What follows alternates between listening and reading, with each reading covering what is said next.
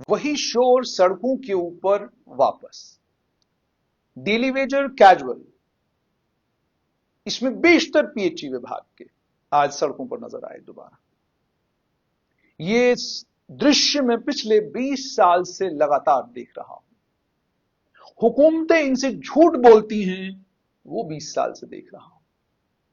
20 साल से ये लोग सड़क के ऊपर आ रहे हैं। 20 साल से ये लोग सड़क के ऊपर आकर अपनी मांगों के लिए लाठी डंडा खा रहे हैं। 20 साल से इनके ऊपर लाठीचार्ज हो रहा है। 20 साल से इनके ऊपर एस्मा भी लगा। ताज महीउद्दीन मिनिस्टर थे और इनके ऊपर एस्मा भी लगाया गया।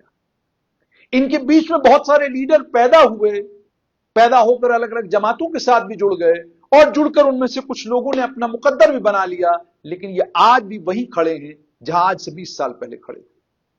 साल 2014-15 में बीजेपी पीडीपी की सरकार बनी, उन्होंने एसआरओ 520 लाया और उससे इन्हें उम्मीद हुई कि इन तमाम लोगों को पक्का किया जाएगा।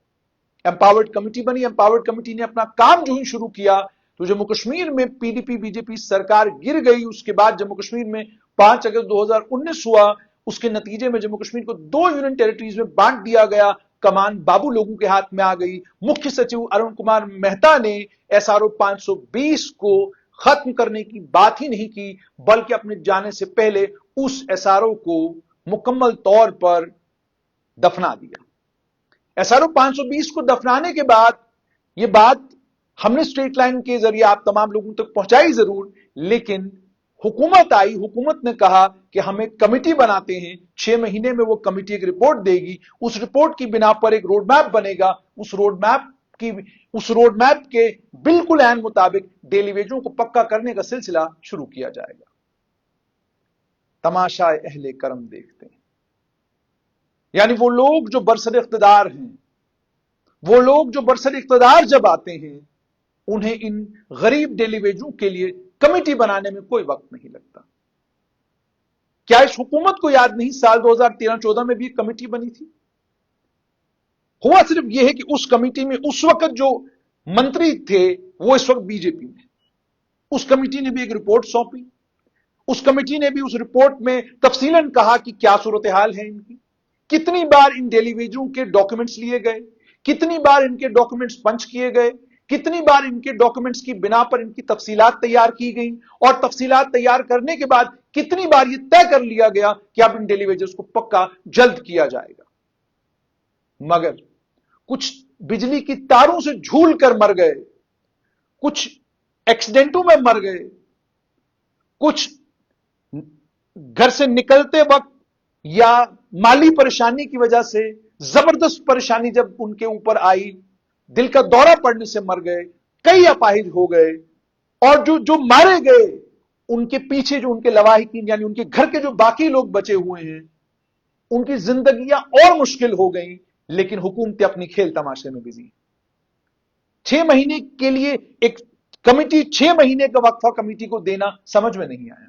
आपके पास एसआरओ 520 पड़ा हुआ है, आप 4 आईएएस ऑफिसर्स की कमेटी बनाते, उन्हें कहते कि इसी एसआरओ 520 में क्या कुछ किया जा सकता है, हम जितने भी ये मुलाजमीन कैजुअल्स हैं, डेली वेजर हैं, इनके लीडरान को बुलाएंगे, आप बैठें, मशवरा करें इनके साथ और देखें एसआरओ 520 में क्या कुछ किया जा सकता है। उसी की तर्ज पर एक एसआरओ बनाकर इन तमाम लोगों को पक्का किया जा सकता है। एसआरओ 64 की बात की जा सकती थी, लेकिन नहीं, कमेटी बनाना जरूरी है।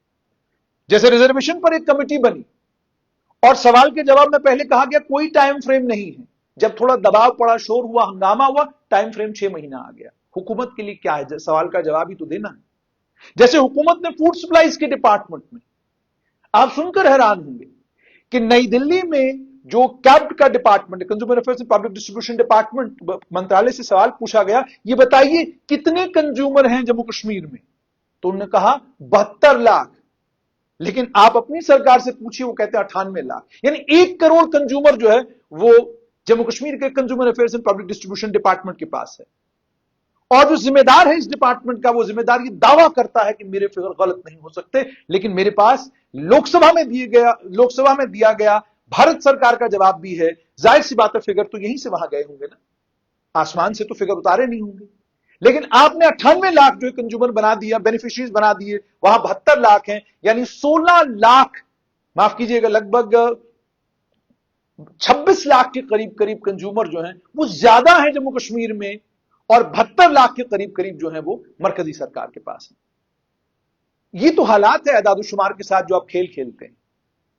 अभी जैसे मैंने कहा कि एक्साइज डिपार्टमेंट की बात की मैंने, एक एमएलए साहब ने बाज़ाब्ता डॉक्यूमेंट पेश किया, कहा जनाब एक्साइज डिपार्टमेंट का डॉक्यूमेंट है, बोतलें और ये एक्साइज का रेवेन्यू, सवाल जवाब की, स्कैम की बात की। लेकिन इकोनॉमिक सर्वे और बजट में आप खुद मानते हैं कि 2600 करोड़ के करीब करीब जो है हमारा एक्साइज का रेवेन्यू जो है साल 2024-25 में होगा। तो मतलब ये जो जिसको हम कहते हैं कि ये जो नंबर्स का खेल है ये बड़ा कमाल का है। और ये जो बेचारे गरीब कमजोर डेली वेजर, कैजुअल, उसके अलावा एनवाईसी और अलग अलग जिन तमाम लोगों को हिस्सा बनाया गया था सारों 520 का, अब उन्हें 6 महीने का इंतजार करना है। और मुझे बड़ी हैरानगी होती है इन डेली वेजरों के जो लीडरान हैं, ठीक उस वक्त जब यहां सेशन लगता है, ये एक रिवायत बन चुकी है कि सेशन लगेगा तो हम बाहर धरना देंगे, धरने पर बैठेंगे, हंगामा करेंगे, सीएम के घर की तरफ जाएंगे, यहां जाएंगे, वहां जाएंगे, ये सब हम करेंगे। ये रिवायत बन चुकी है। अब इस रिवायत को तोड़ना पड़ेगा आप लोग, क्योंकि इस रिवायत का कोई फायदा डेली वेजरों को कुलतन नहीं हो रहा। क्या कोई इंश्योरेंस आपको मिला? क्या जो पेंडिंग वेजेस हैं आपकी वो आपको मिली?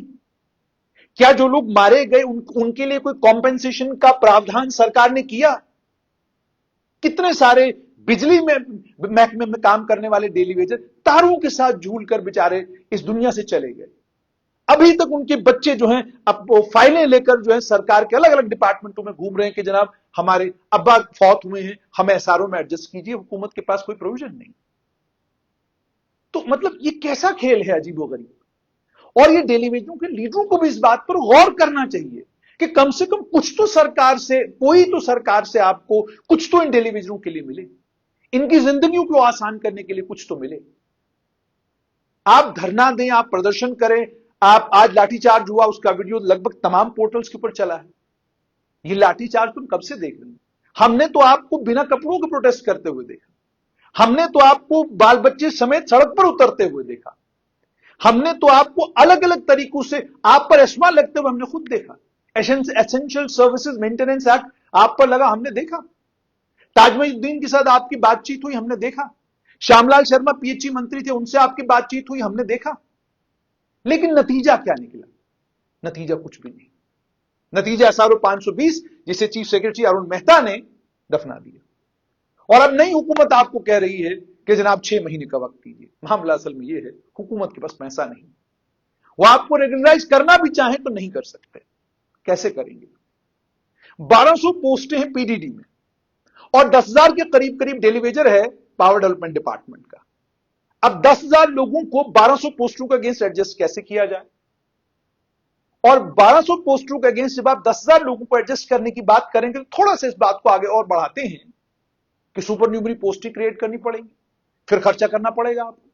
ऑलरेडी एजुकेशन डिपार्टमेंट में आपने टीचर की वैकेंसीज को खत्म कर दिया, हेड असिस्टेंट की वैकेंसीज आप खा गए, आपने और बहुत सारी नॉन गजेटेड वैकेंसीज खाई और सुपर न्यूमरी पोस्टिंग क्रिएट करके आपने रहबरे तालीम को एडजस्ट किया, जिस स्कीम को वापस लाने की बात आज आपके लीडर और आपके मंत्री कर रहे हैं। और आप नौजवानों से ये झूठ बोल रहे हैं कि हम टीचर की वैकेंसी लाएंगे। कहां से लाएंगे? पहले डिपार्टमेंट से पूछिए तो सही कि डिपार्टमेंट का हाल क्या है।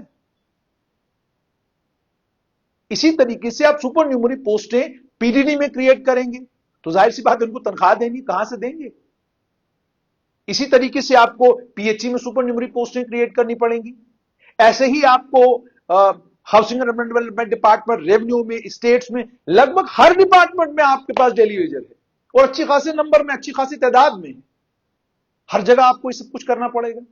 तो आपके पास पैसा नहीं है, ये मानने में आपको परेशानी क्या है? मान लीजिए हाँ जी हमारे पास पैसा नहीं है, हम वन टाइम सेटलमेंट का कोई प्रावधान कर सकते हैं, हम वन टाइम सेटलमेंट के लिए मरकज से गुजारिश करेंगे, या आपको रेगुलराइज करने के लिए जो बजट हमको चाहिए वो हम मरकज से जाकर ले आएंगे और उससे आपको रेगुलराइज करने की कोशिश करेंगे। हम कैपिटल पर जो खर्च कर रहे हैं वो कैपिटल एक्सपेंडिचर करना हम बंद करेंगे और हम रेवेन्यू कैपिटल एक्सपेंडिचर करना बंद करेंगे। हमारी पूरी कोशिश ये रहेगी कि हम आपकी तनख्वाहें, हम आपके जो पैसे बनते हैं वो वक्तन फवक्तन आपको देते रहें। तो जब ये कोई असल मामला पैसे का है, اس لیے یہ 6 مہینے کی کمیٹی ہے. اور چیف منسٹر عمر عبداللہ کو یہ یقین ہے اپنے اندر، جو ان کی تقریر سے محسوس ہوتا ہے، کہ جناب 6 مہینے میں اسٹیٹ آ جائے گی، اسٹیٹ آئی تو سب کچھ ٹھیک کر دیں گے. اب یہ یقین، اللہ کرے کہ یہ یقین جو ان کا ہے، یہ جو بھروسہ ان کا ہے، یہ بھروسہ سچ ثابت ہو اور جموں کشمیر کو اسٹیٹ ملے. لیکن اس کے باوجود آپ کا معاملہ اتنی جلدی حل ہونے والا نہیں. ڈیلی ویجر، کیجول اور وہ تمام لوگ جنہیں حکومت نے اپنے اپنے طریقے سے لگایا اور مانا انجینئروں نے کہ ہاں جی ہم نے لگایا ہے. اب یہ سب کچھ ہو چکا، اس کے بعد جو آج آپ نے دھرنا پردرشن جو کچھ آپ لوگ کر رہے ہیں یہ ٹھیک ہے، لیکن حکومت کو چاہیے کہ چاہے انشورنس کی ہی کوئی اسکیم جس سے کم وہ غریب جو پوری عمر P H E, P W D اور الگ الگ ڈپارٹمنٹوں کو دے رہا ہے، اس غریب کے گھر کو کم سے کم کوئی ایشورنس ہو حکومت کی طرف سے کہ جناب اگر اللہ نہ کرے کوئی حادثہ ہوا تو آپ کے پاس یہ ایک پرادھان ہے جس سے کم آپ کی دیکھ ریکھ ہو سکتی ہے. اور میں آپ کو ایک اور چیز یہاں پر بتاؤں، جب حکومت نے ڈاکومنٹس جمع کرنے شروع کیے تو پتہ یہ چلا کہ کئی ڈپارٹمنٹوں میں ان پڑھ تک جو ہے وہ لگائے گئے ہیں جن کے پاس کوئی کوالیفیکیشن ہی نہیں. اب بتائیے جس کے پاس کوئی کوالیفیکیشن ہی نہیں ہے اس کو کس زمرے میں آپ سرکاری ملازمت پکا کریں گے؟ وہ راستہ بھی سرکار کو تلاش کرنا ہے. تو جب ڈیلی ویجز کو میں سڑکوں پہ دیکھتا ہوں، جب میں دیکھتا ہوں کہ سڑکوں کے اوپر دوبارہ آ گئے ہیں اور پھر وہی شور ہے، وہی ہنگامہ ہے، اور حکومت کا وہی ایٹیٹیوڈ، وہی ٹیمپرمنٹ ہے، تو پھر وہ بات یاد آتی ہے، ہمیں خبر ہے لٹیروں کے سب ٹھکانوں کی، شریک جرم نہ ہوتے تو مخبری کرتے.